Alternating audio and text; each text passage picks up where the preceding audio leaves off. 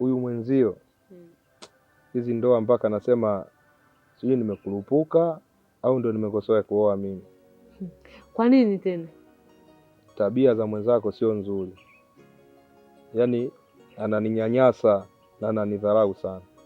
Amekuwaje tena shemeji? Ananidharau, yaani humu ndani kuna vitu siwezi kukwambia, lakini inabidi yule hata makofi huwa ananipiga.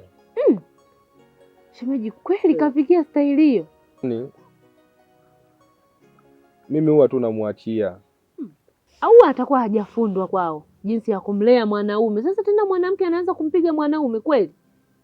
Au hajafundishwa? Kipindi anakuja kwako kuolewa kwako hajafundishwa. Kwa hiyo nataka uniambie mtu anaweza akafundishwa tabia ikabadilika? Lazima ufundishwe. Unapokuwa unaenda kuolewa lazima ufundishwe, ukae na watu wakufundishe jinsi ya kumlea mwanaume, kumjali, kumkea, kila kitu lazima ufundishwe. Na tabia unayotakiwa ukaishi kwa mwanaume, kila kitu unafundishwa. Sasa vipi tena huyu mwenzangu? Huyu tabia yake hawezi badilika huyu. Hamna shemeji, mbona watu wanabadilika, wanakuwa na tabia hizo, wanafundishwa na bibi zao na mama zao, huko akishaenda kwa wanaume zao wanabadilika. Sasa mimi nikombe kitu? Mimi naomba mfundishe wewe. Basi sawa. Hapo umeniambia katoka? Katoka, narudi jioni. Basi sasa mimi hiyo jioni nitakuja tena nijaribu kuongea naye, nimuulize kwa nini anakufanyia hivyo, wanaume hawafanyiwi hivyo.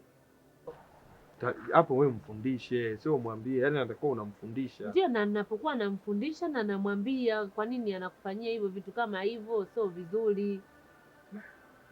Asante, nitashukuru sana. Asante bwana. Mimi ngoja niende.